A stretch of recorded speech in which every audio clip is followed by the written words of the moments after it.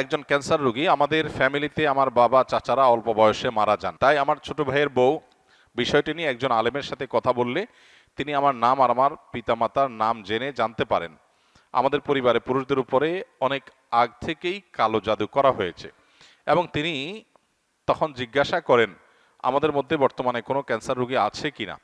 যেহেতু অনেক আগেই কালো জাদু করা হয়েছে তাই সেটি দূর করা নাকি অনেক কষ্টকর হবে। কোরআন ও হাদিসের আলোকে আমি এর সমাধান চাচ্ছি, আর যাতে আমাদের পরিবারে কেউ ক্ষতিগ্রস্ত না হয় তার জন্য কি করণীয় দয়া করে জানাবেন।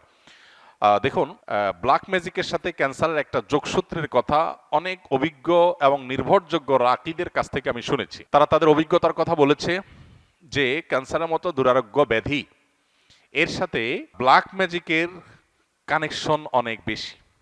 কিন্তু এখানে যেটা বলা হলো যে কোনো ব্যক্তির নাম পিতার নাম জেনে ওই বংশের সবার ডায়াগনোসিস করা হচ্ছে, অনেক নির্ভরযোগ্য রাখিদের মতে এটা সঠিক নয় এবং এই পদ্ধতিটা মূলত রুকিয়া শরঈয়া বা শরিয়া সম্মত যে রুকিয়া তার মধ্যে এই পদ্ধতিটা পড়ে না। রুকিয়া শরঈয়ার সবচাইতে সহজ এবং স্বাভাবিক পন্থা হলো ডায়াগনোসিসের, যে কোরআনে কারিমের তেলাওয়াত, রুকিয়ার আয়াতগুলোর তেলাওয়াত এবং এ জাতীয় বিষয়াশয়গুলো যখন করা হয় তখন রোগী তার মধ্যে একটা অবস্থার পরিবর্তন হয়, অস্থিরতা আর না হলে প্রশান্ত অনুভব করা, এগুলো দেখে মোটামুটি রাকিরা নিরূপণ করেন যে সে এফেক্টেড কিনা। আরও নানাবিধ উপায় আছে, এটা তার মধ্যে একটা। তো এই যে নাম বাপের নাম জেনে পুরা গোষ্ঠীর ডায়াগনোসিস করা, দূর থেকে শুধুমাত্র এই নাম দিয়ে ডায়াগনোসিস করা, এটাকে রুকিয়া শরঈয়ার সাথে জড়িত রাকিরা সঠিক বলেন না। এটা হলো একটা কথা। দ্বিতীয় কথা হলো যে আমরা আত্মরক্ষা কিভাবে করতে পারবো। আসন্না ফাউন্ডেশন থেকে ইনশাআল্লাহ আমরা একটা লিফলেট আমরা প্রকাশ করব, যেটা আসন্না ফাউন্ডেশন অফিস থেকে সংগ্রহ করা যাবে বা অনলাইন থেকে আমাদের ওয়েবসাইটগুলো থেকে ডাউনলোড করে নামিয়ে নেওয়া যাবে। কেউ চাইলে ফ্রি সংগ্রহ করে বিতরণও করতে পারবে ইনশাআল্লাহ। সেখানে আমরা জিন জাদু ইত্যাদিতে আক্রান্ত মানুষদের সিমটমগুলো কি থাকে সাধারণত সেগুলোকে আমরা একত্র করে দিয়েছি এবং সেখানে ব্ল্যাক ম্যাজিক এবং দুষ্ট জিন বদনজর এগুলোর আক্রমণ থেকে, এগুলোর উপদ্রব থেকে নিজেদেরকে সেফ বা নিরাপদ রাখার উপায় কি কোরআন হাদিসের আলোকে অনেকগুলো গাইডলাইন সেখানে দেওয়া আছে। এগুলো আমরা মেনে চললে আশা করা যায় আল্লাহ তাআলা আমাদেরকে হেফাজত করবেন। এর ভিতরে মোস্ট কমন হলো সকাল সন্ধ্যার দোয়া এবং জিকির।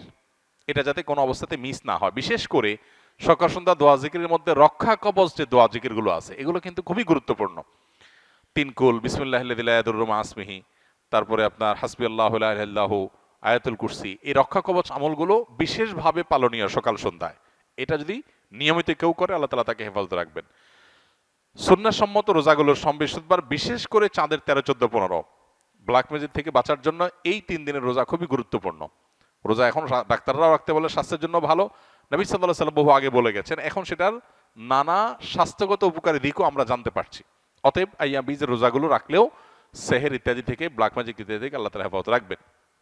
তৃতীয়ত, বাসা বাড়িতে কোরআনে কারিমের তেলাওয়াত এটার পরিমাণ আমাদের বাড়ানো দরকার। আমরা অনেকেই আছি বাসা বাড়িতে কোরআন তেলাওয়াত করি না। মোবাইলে ইউটিউবে সারাদিন আমরা এই ভিডিও সে ভিডিও দেখি, সেগুলোতে ব্যাকগ্রাউন্ডে মিউজিক বাজে, আমাদের খবরও নাই। যে বাসায় মিউজিক বাজবে সে বাসায় শয়তান আসবে, মানুষ এফেক্টেড হবে, নানাভাবে আক্রান্ত হবে, এটা খুব স্বাভাবিক। এই জন্য ওই পথগুলো বন্ধ করতে হবে আর এই দিকে এসে কোরআনে কারিমের তেলাওয়াত বাড়াতে হবে। শুধু তেলাওয়াত না, সরবে তেলাওয়াত, উচ্চস্বরে তেলাওয়াত। উচ্চস্বরে বলতে চিৎকার চেঁচামেচি আমি বলছি না, যতটুকু শব্দ দিয়ে স্বাভাবিকভাবে তেলাওয়াত করা যায় বাসার বাড়িতে ততটুকু তেলাওয়াত, ততটুকু সরবে তেলাওয়াত। এটা আজকাল উঠে গেছে। যারা নিয়মিত তেলাওয়াত করেন তারাও আস্তে আস্তে তেলাওয়াত করেন, আর অনেকে বাসা বাড়িতে তেলাওয়াতই করেন না।